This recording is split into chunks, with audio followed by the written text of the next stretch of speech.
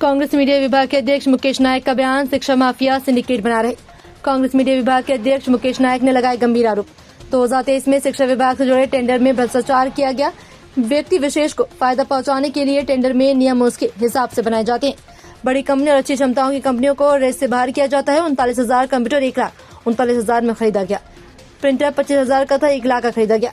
इस पूरे खेल में सौरभ शर्मा और गौरव शर्मा का नाम सामने आता है। आईएएस अधिकारी शिल्पा गुप्ता ने ये टेंडर निकाला था। तय दामों में कई गुना ज्यादा कीमत चुकाकर उपकरण खरीदे गए। कांग्रेस ने सरकार से की मांग। इस मामले में एसआईटी की टीम करे गठित। सरकार फॉरेंसिक ऑडिट करवाए। कांग्रेस ने दी प्रदेश सरकार को दी चेतावनी। इस प्रकरण में जल्द कार्रवाई नहीं हुई तो सड़कों पर उतरेगी कांग्रेस। मुकेश मल्होत्रा मामले में बोले मुकेश नायक। मुकेश मल्होत्रा के मामले में निर्णय आया। हमें खुशी है, लोकतंत्र की जीत हुई। जो 7,000 वोट से हार गया था उसको विधायक घोषित कर दिया गया।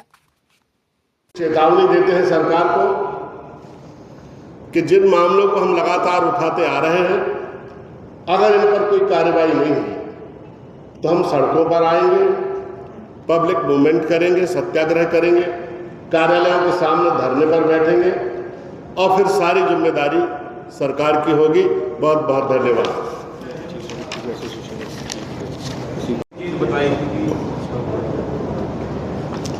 भाजपा को हारने की आदत ही नहीं है, तो हर बात में जीतने की आदत है उनको। और मध्य प्रदेश की जनता अगर एक बार उनको हारने की भी आदत डाल देगी तो जो निरंकुशता, जो स्वेच्छाचारिता, जो धन की, बल की, सत्ता की आहट आ रही है वो सीमित हो जाएगी। वो तो बीजेपी ने अपने राजनीतिक दल को चुनाव जीतने के कारखाने और फैक्ट्री में तब्दील कर दिया। भ्रष्टाचार को बताने के लिए 3 बार, तीसरी बार है जब इस भ्रष्टाचार और लोगों को जिनके नाम लिए, नाशू और ये शहजाद और नौसाद, इन लोगों के नाम लिए, तो इनके नाम लेके सीएम से मिलने का नहीं है प्रतिनिधिमंडल। जो खुद सरकार है उनसे मिलकर कोई फायदा होगा क्या?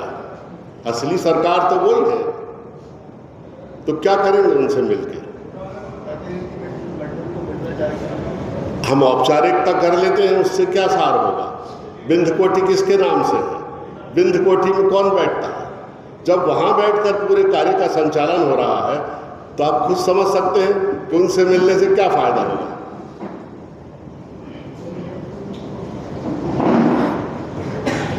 एसोसिएशन है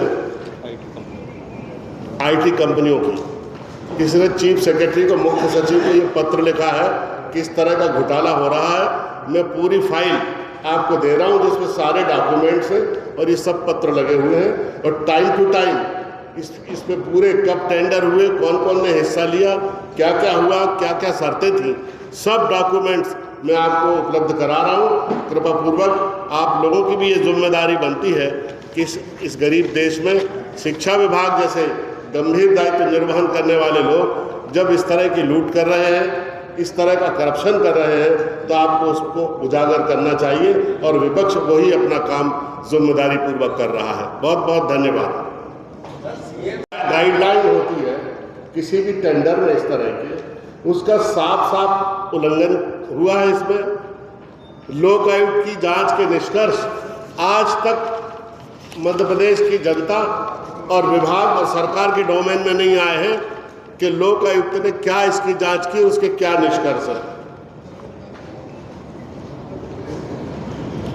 दूसरी बात, इससे ही मिलता जुलता पूरा घपला और यही पूरा गैंग जिसकी मैंने चर्चा की वो भी इसमें ऑपरेटर है। और 2025 में आईएएस ऑफिसर है और डीपीएस रही शिल्पा गुप्ता। इन्होंने टेंडर निकाले और उस टेंडर में फिर वही शर्त डाल दी कि डीएमएस कंपनी का ऑफिस एमपी में होना चाहिए। अब एंटीवायरस जो होता है वो कितने में आता है? आप बताइए, किसी भी कंप्यूटर में अगर एंटीवायरस आपको डालना हो तो 1,800 रुपये में आ जाता। और इतने बड़े टेंडरों के लिए ये शर्त डालना कि ये इस कंपनी का कार्यालय मध्य प्रदेश में हो, रजिस्ट्रेशन मध्य प्रदेश में हो, ये कैसी बेहूदी शर्त है। और ये शर्त इसलिए डाली गई कि इस टेंडर में भी वो लोग आ जाए जिनको वो काम देना चाहते हैं।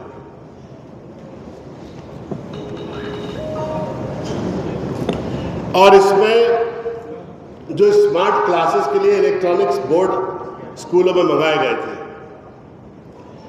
आप कहीं भी चले जाइए 70,000 रुपए से ज्यादा का वो बोर्ड है ही नहीं। आप देश में कहीं भी जाकर खरीद लो। और चाइना में ये बोर्ड 10,000 रुपए का आता है और सबसे अच्छी क्वालिटी का आता है। 1,14,000 में ये बोर्ड खरीदा गया। यानी 40,000 रुपए ज्यादा कीमत पर ये बोर्ड खरीदा गया। और सबसे बड़ी चीज है,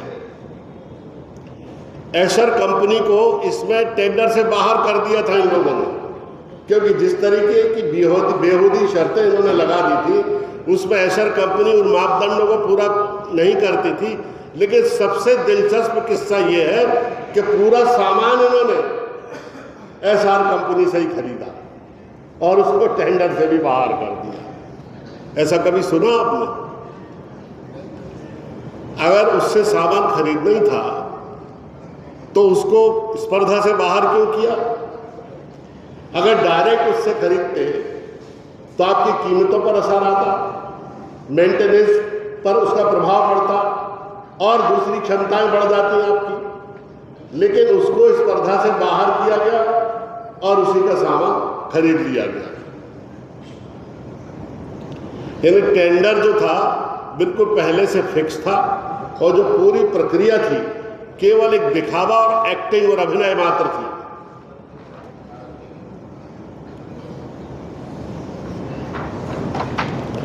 अब 28 में 26 में नहीं 28 में भी लग रहा है, 2026 में भी लगा। हाँ 2026 में इसका पूरा सेंट्रलाइज इस परचेज को पूरा केंद्रित कर दिया गया, इसका केंद्रीकरण कर दिया गया और एक जगह से इसकी परचेज होगी और फिर से वही घालमेल, वही घोटाला और वही लोग, वही नाटू फाटू और जितने भी लोग इनके बैठकर इन तमाम चीज़ों को हम संचालित करते आए हैं वो फिर से इसमें सक्रिय हो गए। मैं मध्य प्रदेश सरकार से ये मांग करता हूँ कि 2023 से अब तक सभी टेंडरों की एसआईटी से जांच कराई जाए, सभी भुगतानों का फॉरेंसिक ऑडिट होना चाहिए और वो नाम अश्विन नाटू, नौशाद, सौरभ और गौरव ये कौन है, इनकी जांच होकर इनके बारे में पूरी जानकारी पब्लिक डोमेन में सरकार को लाना चाहिए। और 2026 के जो टेंडर हो रहे हैं उनकी पूरी निगरानी की जानी चाहिए। सभी संलिप्त इस पूरे प्रकरण में सभी संलिप्त अधिकारियों पर मुकदमे दर्ज होना चाहिए और विधिवत इन पर एक आपराधिक कार्रवाई होनी चाहिए। ये केवल करप्शन का मामला नहीं है, ये बिल्कुल ऑर्गेनाइज्ड डकैती है, एक गिरोह बनाकर लूट का मामला है जो अलग अलग क्षेत्रों में, चाहे जल संसाधन विभाग हो, चाहे शिक्षा विभाग हो, चाहे दूसरे विभाग हो, और जहां जहां भी सरकारी सप्लाई के लिए टेंडर निकलते हैं सब जगह ये नेक्सस और ये पूरा सिंडिकेट काम करता है। आप सब लोगों को देनी है क्या सुप्रीम कोर्ट में मुकेश मल्होत्रा के केस पर हाई कोर्ट में जो डिसीजन हुआ था उस पर स्थगन आया है, स्टे आया है और हमें बहुत खुशी है कि न्याय मिला और लोकतांत्रिक परंपराओं को राहत मिली। हारे हुए विधायक को विधायक बना देना जो 7,000 वोट से हारा था, अभी तक ये तो सुना था कि अगर कोई विधायक नियम संचालन प्रक्रिया और निर्वाचन आयोग के नियम के अनुसार नहीं चलता है तो उसका निर्वाचन शून्य कर दिया जाता है, ये तो सुना था। लेकिन ये पहली बार सुना कि जो हार गया है 7,000 वोट से, अदालत ने उसको विधायक घोषित कर दिया। आप बताइए, सुप्रीम कोर्ट ने अपने डिसीजन में ये भी कहा है कि मुकेश मल्होत्रा राज्यसभा में मतदान के लिए अधिकृत नहीं होंगे और उनको जो विधानसभा से आर्थिक जो वेतन भत्ते मिलते हैं वो भी नहीं दिए जाएंगे। सेम केस है प्रहलाद लोधी का, सेम, कि उनको 2 वर्ष की सजा हुई। मध्य प्रदेश की विधानसभा ने नियम संचालन और प्रक्रिया के तहत उनके निर्वाचन को शून्य किया, उनकी सदस्यता को शून्य किया। और जबलपुर हाई कोर्ट में जब लोग गए तो जबलपुर हाई कोर्ट ने उनको स्टे दे दिया, उनको विधानसभा में भी बैठने की अनुमति दे दी, मतदान करने की भी अनुमति दे दी, उनके आर्थिक हितों को भी सुरक्षित कर दिया और उन्होंने अपना कार्यकाल पूरा कर लिया और दूसरा कार्यकाल उनका शुरू हो गया, अभी स्टे चला ही रहा। आपने कभी ऐसा स्टे सुना भैया कि पूरी जिंदगी बीत जाएगी, स्टे चलता ही रहेगा? कोई टाइम बाउंड नहीं है, कोई नियम और प्रक्रिया नहीं है। सेम प्रकरण, केवल व्यक्ति भर बदला है लेकिन निर्णय अलग अलग। ये हो रहा है, ये आपके संज्ञान में लाने की आवश्यकता है। सर, जब ग्वालियर